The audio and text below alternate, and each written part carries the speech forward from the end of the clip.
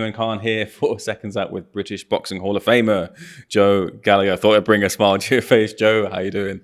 Yeah, okay. First time I've been introduced like that. It sounds weird. So, yeah, thanks. All good, mate.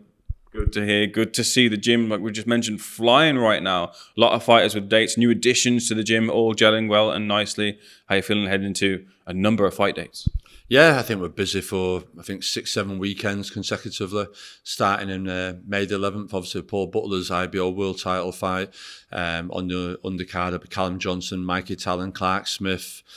Yeah, and then everyone else that's on after it, Josh Holmes, Billy Dennis, they've got fights coming up, Lawrence Okolie, Jack Massey, Natasha Jonas, hopefully, but I don't think that's got to happen now. But she's in the gym, she's training, and the whole gym, as you see down there, once everyone's got fight days, there's a different mood, and everyone's on it. Starting with Paul, with his fight date for the IBO World title, just speaking to him earlier, he says that, look, there's no bones about it. Get this IBO World title and it's a bargaining chip for something bigger in the future and maybe one final crack at getting another world title under his belt. Is that what your gauge is as well with Paul, trying to get that one last opportunity for him or more if it can come? Yeah, obviously it's an opportunity for him to fight for the IBO, become Liverpool's first three-time world champion. He was Liverpool's first two-time world champion. Natasha's Liverpool's first two-weight world champion. So for Paul to become a three-time world champion, obviously you've seen what it's done with Eubank Jr. with the IBO, Lyndon Arthur, it got him a seat at the table with Bibble with that IBO. So same with Paul. Paul wins this IBO and we've got a big fight lined up. So we've just got to take care of this, keep our eye on the prize, get it, and then look forward to the big fight. Important for Jack as well to not get lost amongst the shuffle of the cruiserweights where a lot of action is happening right now in that division. Yeah, Jack Massey, in my opinion, is one of the most improved cruiserweights in the country over the last 12, 18 months. I think his performance against Joe Parker and what Joe's gone on and done is even looking better and better over the period of time what Joseph has gone on and done. Jack Massey's in the gym training. You've seen him today sparring with Callum Johnson, Lawrence Okolie, and he's really improving. And I can see why people are avoiding Jack Massey. No one wants to talk about him. No one wants to fight him. No one wants to challenge him. Jack was desperate to try and get the fight with Bilham Smith till it got with Riakporhe, and he wants to fight the winner of that fight as well. But everyone seems to be sleeping on Jack Massey at the moment. But I'm telling you now, when he gets the opportunity, he's got to take it with both hands. For some of the younger talents like the likes of Sean, Mikey and such, what is the plans for them before they get to the end of the year? Yeah, well, Sean Yaxley is out in a British title eliminator up in Scotland, 154 against Sutherland, so that's him lined up. Mikey Talon, he's fighting on the May the 11th, then we've got to get him out in June, and then we've got to look at some type of title for him then after that. He's progressing very well. He said the other day, the Mikey Talon now, if you sparred the kid, Mikey Talon that walked in 12 months ago, he'd absolutely destroy. He's really improving really quickly, and I think we're going to have to move quickly with Mikey. Is that good a talent? Clark Smith suffered some injuries in the past, but he's up and running, sparred well today with Sean, and yeah, he's just got steady progress, keep going. Yeah, so for the young ones coming through, that's it. Then we've got Joe Cooper, an exceptional amateur, has just turned professional with Frank Warren, just been before the board for his licence, and he'll be making his pro debut at the end of May, beginning of June, hopefully. He's a really talented amateur. I think it was 28 wins, only one loss, and that was in the Europeans, and won numerous national titles. So he's an exciting talent as well that we should all keep an eye and look out for in the summer. Out of breath there. There's just that many. I'm just like, whoa. So there you go, yeah. Well, you're the man for the job, Joe. Natasha Jonas, speaking to Natasha, it seemed like maybe the direction was the rematch with Michaela Mayer, but she was saying doesn't seem to be that interest on the other side, which, you know, coming from the talk afterwards, you might have thought that there might have been. So what is the situation with Tasha and the options on the table, considering some of the fighters are tied up now? Well, the original option when we were in the ring, we said to Ben Shalom, boxer, listen, go and get us Katie Taylor or get us Jessica McCaskill. She's the ring belt champion, WBA, that weight. Then he didn't do. Then it was a bit of a surprise, really, because McCaskill was scheduled to fight Hazaban in Croatia, and then next thing we know, she's signed to fight Lauren Price. So that was a bit annoyed, really. I thought Tasha thought it should have been her with the McCaskill and Lauren Price fight Habazan, and the winner of that then to fight the winner of Tasha and McCaskill. So she was a bit annoyed and a bit gutted with that. And then the Michaela Mayer talk, we'll do the rematch. Tasha said, yeah, we'll do the rematch. I think there's been chats with Team Michaela Mayer, they're up for the rematch, but nobody wants to make that fight. I think originally Riatpo and Billim Smith was got to be a pay-per-view event, so the talk was Natasha and Michaela Mayer on that bill. It's not a pay-per-view now, so it's not on it. So I've said to Tasha, we'll ask them to fight Hazaban then. We'll take that fight. In the meantime, Tasha turns 40 in June, and I want Tasha really to have a fight and one or two fights and be done and out of the sport, and having nothing lined up for him, doing the deal with Price and McCaskill. I just thought, as I said to Tasha, Eddie Hearn wouldn't do that to Brian Peters and Katie Taylor. Do you understand? Tasha thought that she was that to Ben Shalom and Boxer, what Katie is to Eddie Hearn, for the way that she's saved the show sometimes, some of the performance, some of the fights. I think her, Dan Aziz and Liam Smith, what they did with Boxer going through the last 18 months, 24 months, bringing it up through, and you thought Tasha would have got that McCaskill kid. There's no point crying about it. People think I'm crying about it. It's just how Natasha felt, really, and it was just like, there's nothing left for her here now. We've got to wait and most probably fight, most probably September, October time now, which is like no good for someone like Natasha and her age, who just won a fight in January. She ought to be out before her birthday and then go again. So it's a shame. The Maya fight we're open for, and obviously then Katie's got this fight coming up, and maybe the last fight for both girls in the autumn, Natasha and Katie. So we'll see. Lawrence Okolie has walked through the doors. Lawrence Okolie is someone that you were training with in part over in Saudi, I believe. I think you've answered before as to how the link-up came about with that bit of training. But Joe, how do you decide when you get a new fighter that wants to come and train with you? How do you decide whether they're the right fit for you, the gym? And how do you decide whether you know that you can work with them and improve them? Because not every fighter is a fit for every trainer is every fit for every fighter. I'm not saying that's the case here, but what's the process in terms of making that decision from your side? I think when Lawrence, we did a bit of sparring with Joseph Parker in December. Lawrence basically got for sunbed, came over, did some sparring with Joseph, and before he fought Wilder, Lawrence did okay. Things that I said to him in the corner, he did them, and I thought, well, he listens. And then when he came over in Saudi, he came and did a bit of training January, February time, and he mentioned about possibly there could be a big fight for him. So he did a bit of training, and Lawrence has had a very good career. I'm talking like his last dance, but he's not. He's been an Olympian, been a world champion. He's living in Dubai. He's just becoming dad. And you just think, does he still have that grit and that fire in the belly and that desire? And I just thought to myself, well, the only way to find out is, will you come over to Manchester, come over here to Champs Camp Moss Side, and get involved with a hungry stable of young fighters that's got like Jack Massey in it and all the before mentioned people, to see will he still have it. And I thought he'd come over, and after a week or two he might go, it's not for me no more. But it isn't. He's here, he's 4 or 5 weeks in, he's just finished a good 12, 13 round sparring, say 3 different sparring partners. He's got the appetite, he's got the desire, and I've pushed his buttons, and he's enjoying it, and he's can't wait to go over there and put a performance in. And hopefully the things that we're doing in the gymnasium now, he'll go in there and be able to become a 2-weight world champion. I have to say I was suitably impressed by the sparring, and I was suitably impressed by Lawrence not holding that. From the conversations I've had with other people in the gym, have said you're really on that to make sure that Lawrence uses his assets and not revert back to the type. Do you feel that you'll have cracked that code come fight night, that Lawrence will have got that bit of the jigsaw into the whole puzzle for him completed? Yeah, we've analysed, we've looked at what Lawrence done, what causes him to do them type of things in the fights, and we've spotted them and we're trying to erase them. But like anything, when I step down from the corner at the beginning of round 1, you don't know what your fighter's got to do on the night. We've programmed and we're pushing and getting him not to do things. So hopefully on the night, it hasn't become a habit no more, and it doesn't revert back to type. He does what we've been working on, and only time will see. But things are going very well at the moment with Lawrence. I'm surprised. I said to him, you should be miles better than what you are. You're very coachable.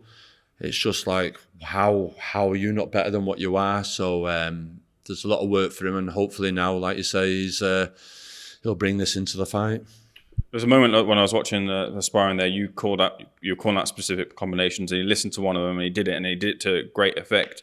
How much direction do you feel you'll need to give to Lawrence to get him under the guise or the mold that you want to see from him? How much direction compared to other fighters that you have in the gym do you feel that you'll need to give to him to make him the fighter you want him to be?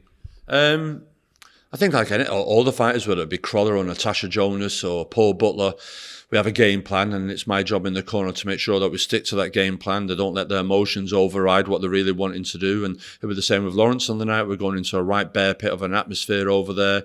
It's got to be very hostile. And Lawrence has got to not fight with his emotions. He's got to stick to a game plan. I'll be shouting, I'll be bellowing. And he's got to stick to it. And if he does what he says, then he'll do it. But he understands. And this is what all this training camp, it's our first training camp together. And we're going into the Lions Den. But things are going very well, like you've seen today.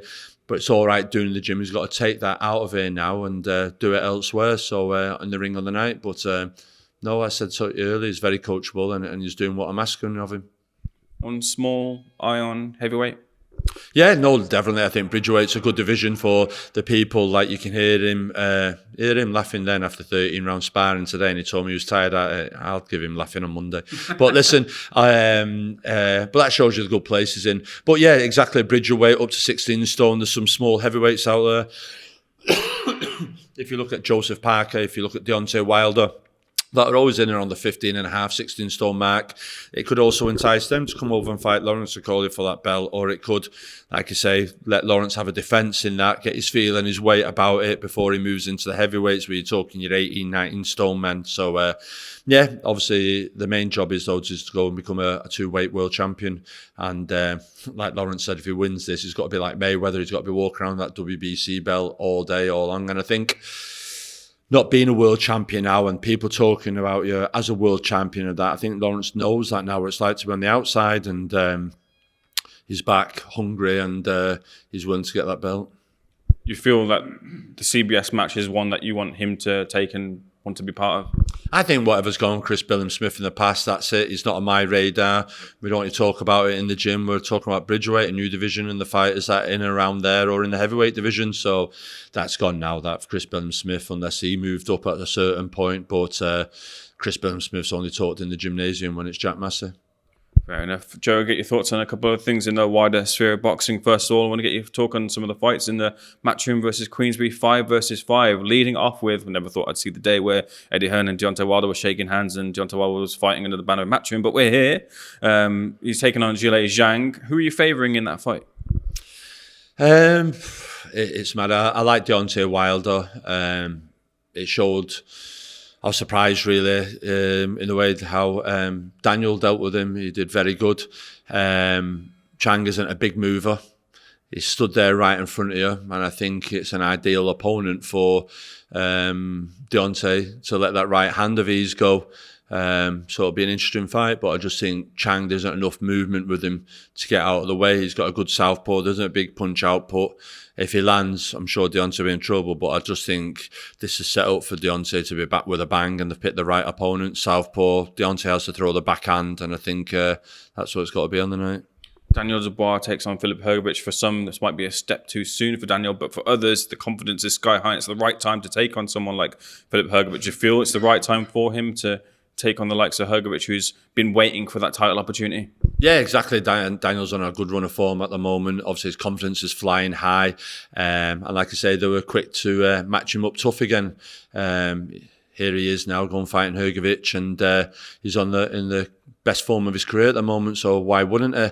We're not talking about Hrgovic as this huge big monster. We're talking about Hrgovic who struggled, that some people didn't think got the decision against Zhang. So Dubois is doing very well. They've got Kieran Farrell on board now. That's bringing a different element to it with his pads and his punch output, and who brings big energy into that camp as well. So that's a good addition for Daniel to have in and around him. And yeah, confidence high. And when you're hot like a footballer. When they're scoring goals, when you're hot. And these things happen. And I think this is the right time for Daniel. Over the road in Liverpool, Liverpool's charge. Nick Ball takes on Ray Ford. Do you think he's got the skill set to deal with Ray, who's a very accomplished boxer? Yeah, no, that's a very good fight. It's listen, it's a good opportunity for Nitball. He's coming off a world title loss. Some thought he might have won it, but then what Frank's very good at is delivering world title opportunities. Ray Ford's a good fighter. Like I say, had a good win winning the world title in a tough, close fight. It wasn't a gimme. Does Nitball have it? Well, experience would have been learnt last time, that he has to get out there and get to work in round one and not hope for a big push down the straight. He's got to go in there, get rounds under the bank. But he can't be careless, because Ray Ford's the type of kid that must probably make you pay if you're a bit careless. He's just got a little bit more cuter Nitball for this fight, but it's a fascinating fight and I can't wait to watch it. Two of the rising talents looking to get a world title soon in the form of Hamza Shiras and Amma Williams are facing off with each other. Seen lots of explosive action from both fighters. Who do you think will be left standing in the ring in that one? Big fan of Hamza Shiras. I think he's a good fighter. I think he's been brought on well. I think Frank's brought him on well. They've matched the right kids at the right time. Amma Williams has always promised to deliver so much, but yet hasn't. Is this the time for him to break out and get a big win for him on a big stage, a massive stage? They're eyes of the world. We're watching this card, and I think a huge win by either of them in a spectacular fashion will absolutely catapult them onto the huge world stage. Do you know what I mean? In the line for world title shots. It's a big fight for both of them. I like Hamza Shiras, and providing he's done the weight right and everything else right, he should do it, but you can't rule out Amma Williams. Do you understand? He can punch with good hands, and hopefully his mindset's right for this, and he can go in there and do it. That's what makes it a fascinating fight. There's a lot of pick'ems in this, and this is what it's good to see in world boxing, that we've got pick'em fights that we're sat here, and I'm also be changing my mind tomorrow when I sit down and study it a little bit more as approach fight week, but it's a good fight. Can you pick between Willie Hutchinson and Craig Richards? No, there's another pick'em. Craig Richards has surprised a lot of people. His performance with Bivol, who's a good fighter. He's switched camps now. He's left Sims to go with Shane now. Is that right? He's with Shane now, so there'll be with Shane. Like anything, sometimes changes as good as anything. Fresh surrounds, fresh team around him, ambitious team around him, a good stable that's winning. Not saying Sims is, but just little things like that can change things. And Craig Richards has always had the capability, even as an amateur and as a professional coming through. You're seeing that with Bivol. He pushed him close. Willie Hutchinson. That's a kid, a good talent, got caught, got done, but has come back well, looked good with the team that he's got around him. You think the experience that he's had, Craig Richards, in the big fights, should be a little bit too much this, but Willie Hutchinson is a kid that you don't know which Willie's got to turn up on the night. Is it got to be the Willie exciting Willie, the punching Willie, the on-form Willie, or is it the Willie that can be careless, can get caught and get hurt? That's a hard one to pick. I just have to think I'd have to go with Craig Richards only because he's been there before and he's more familiar with the big stage and the big fight and under the big spotlight. I think I'd have to do that. He's shone more, even though he lost more than what Willie did. Willie choked and got beat and got knocked out. It's up to Willie to come back now and put that right, but I'm also going to have to go with Craig on this. That's a huge spotlight, and none bigger than the undisputed title fight between Fury and Usyk. We've talked about it before, but I wanted to get your thoughts on Joe. When I was at the press conference in Morecambe for Tyson Fury, speaking his part of the equation, he looked for me a lot slimmer than we've seen him in recent fights. Looked like the Tyson Fury when he was younger, chasing the titles. And we know Sugar Hill's MO is to go in there and look for the knockout, but I wondered maybe if you think, as a trainer, him slimming down is a little nod to maybe boxing a little bit more, to set up things up, having to use what got him to the dance in the first place. Is that potentially a nod to that, do you feel, Joe? I could do. I also feel like because of Usyk's nimbleness with his feet, moving left, right and centre, if Tyson was to have come in at an 18.5, 19 stone and people say he's got to use his body weight on him, but if your man hasn't got to stand still, how can you use your body weight on him? I think Tyson Fury, every time he's up against it, whether it be Klitschko or Deontay Wilder, he delivers. I think fights where he's involved and where he's expected to win, you get version of Tyson Fury, but it ain't the best Tyson Fury. And I think we've got to have the best Tyson Fury again. I'm hoping we am. I'm hoping the Ngannou performance, the fact that they just rock up and just think, oh, he ain't got to cause us any troubles, and that was it really. Do you know what I mean? He didn't perform or didn't train well for it. I hope that isn't the case for this, because I always feel on the big fight on the night, Tyson Fury delivers in the heat of the moment, and against Oleksandr Uysk. But then Usyk, what can he do any different that we haven't seen before? He moves left, he moves right. But what he is very good of is having that inner belief, that confidence, that stone cold emotion, cool head in there, and he's travelled in everyone's back garden, won, beat them, and just goes around. Is this one step too far? Is it the old-fashioned adage of a good big one always beats a good little one? And that could be the case. Or does Oleksandr Uysk think to himself, I've beat fellas like you before and I've got to do you? And that's a good fight. But I'm going for Tyson. I just think he's criminally underrated. His boxing brain, knowledge, everything else. I think we'll see that in this fight. Is the cut a worry for you, Joe? I think it would do. I think if you're Usyk, you were looking to land on that early on to try and open it up and bring blood and bring a bit of panic into the camp in that corner. But we'll all have to see. Obviously, Usyk's got to get past them long jabs at first. Tyson's got to deal with them. I've always said the fight could be a real snooze fest. It could be a real snooze fest, this. It could be a case of 1-2 punches, 1 or 2 landing, and be a complete bore. It really could. Or we could have it where we've got a Riddick Bowe as in Tyson Fury, who's got all the artillery, and then we've got Oleksandr Usyk, who's like the Evander Holyfield that throws punches and bunches. And then when they try to hold, they throw 3 or 4. We could have that type of fight, an exciting fight where both men go down. Yeah, it is. We'll only find out on the night, and I think that's why it's generating so much interest. And I think that's why, as the fight draws near, really will become a bit of a pick and fight. Turn your attention to last week. We saw Ryan Garcia pull off the stunning, considering the pre-fight build-up into the fight there. It's now been revealed as to be his master plan to bamboozle Haney, and he did do that. But he also missed the weight and had to agree a weight. And a lot of people have seen that as one of the real major factors as to why Ryan Garcia was able to beat Haney, as well as them two knowing each other so well. Is there an asterisk to Ryan Garcia's win, as some in the industry are saying, because he didn't make the weight there in that fight? Well, they fought each other before 6 times. I know it was in the amateurs and they knew each other very well. Ryan Garcia had been seen all the time. I know something. If you put it on Devon, and when you look at it, Devon's a 1, 2, 3 punch puncher, where Garcia's a combination puncher. He has the speed. And whether Ryan Garcia made the £3 or not, I still feel Ryan Garcia played an absolutely great game, mental game in getting the win. People were on about him, his mental health and everything else. And it just reminded me a little bit, and I'll get crucified for this, when Muhammad Ali was going fighting Sonny Liston, they were all saying the same thing. This kid is absolutely, he's not right. We have to get him. We have to check his blood pressure. He's doing this. He's turning up his house. And if you could imagine that now happening in this era, would most would think Muhammad Ali's the same. What's the kid doing? He's going fighting the big bear like Sonny Liston and everything else, and he's doing this, and the kid needs to, someone has a word with him.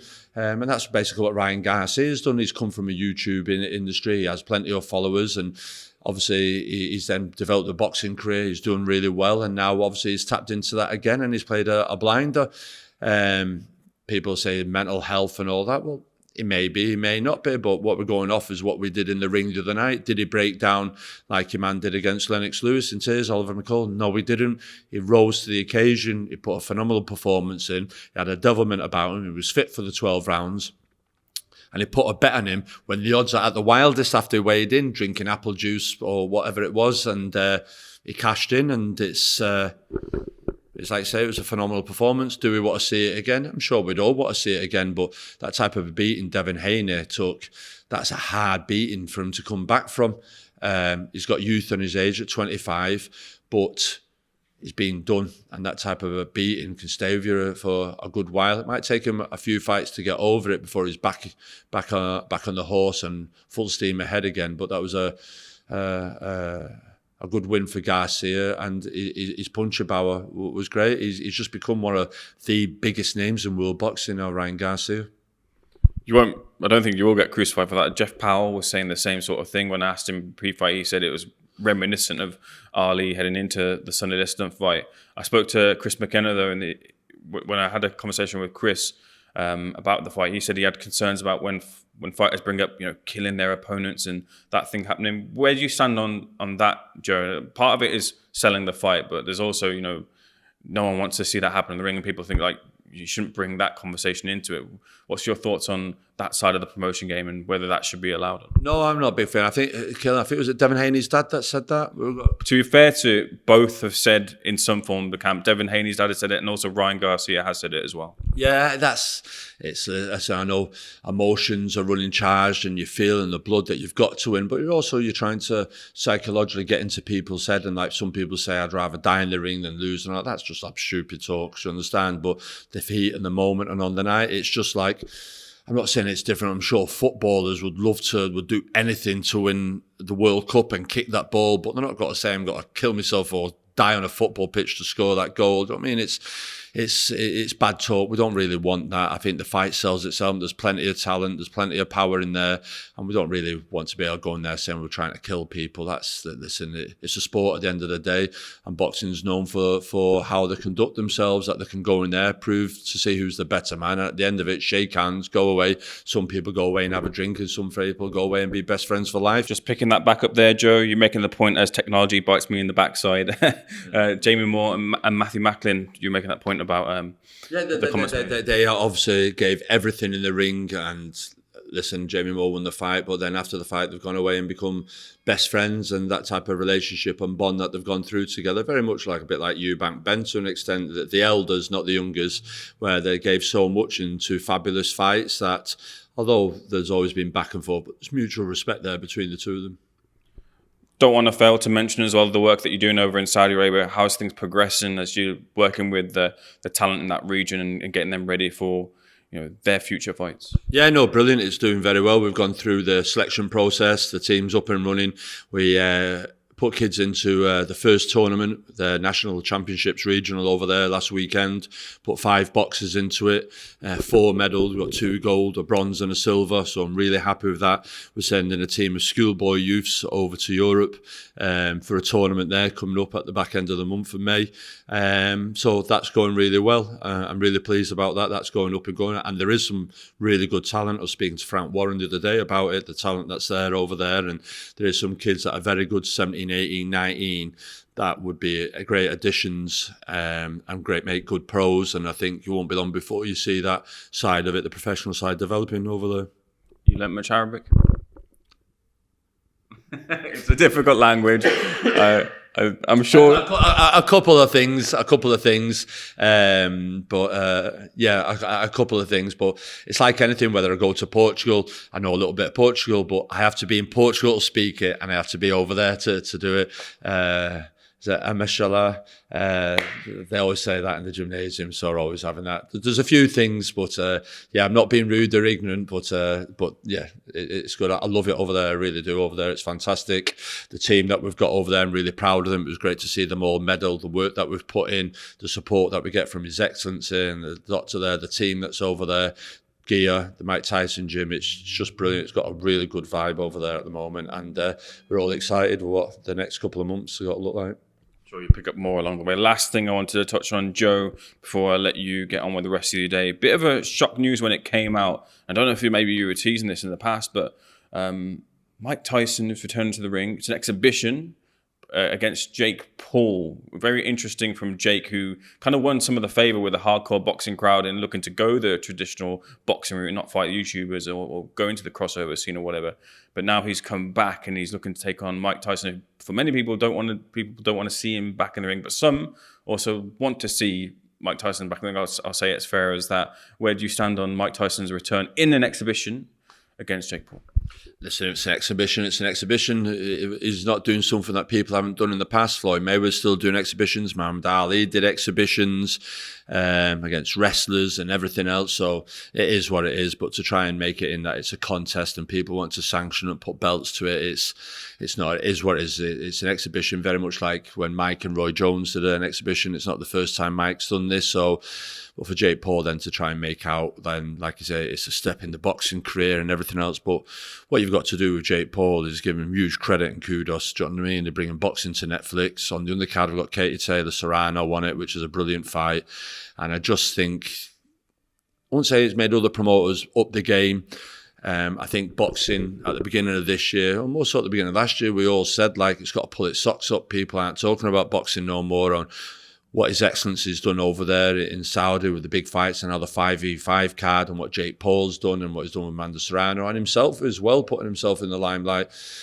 It's just been brilliant for boxing that there's another person at the table there and that is bringing eyeballs to the sport. Obviously, you've got the offshoot of that with your misfits and all that type of stuff that's going on in boxing, but boxing seems to be in a healthy place at the moment. In the traditional boxing, we're getting these big fights, BTBF, Bivol, Fury, Usyk. We're getting, I think, 4 or 5 undisputed fights in the next 5-6 weeks, so it's very good. There's an exhibition with Tyson. That's what it is with Jake Paul. So enjoy it, but if you've got to tune in and watch it, but make sure watch Katie Taylor Serrano. That is a fight on it, so it's yeah, it is what it is. Take it with a pinch of salt. It's very much what we do over here when we do the football, the FA football. What's it called? Soccer Aid, Charity Aid. That Soccer Aid, same thing again. You got the players running around the pitch, but it's not a Premiership game, is it? It is what it is. So people have just got to chill out a little bit and just see it as a boxing aid fight, something like that. Joe, Pleasure speaking to you once again. Thank you so much for speaking to Seconds Out. Always a good conversation. Hopefully you enjoyed it as well. Thank you so much. British Boxing Hall of Famer, Joe Gallagher. Much appreciated. Cheers, thank you.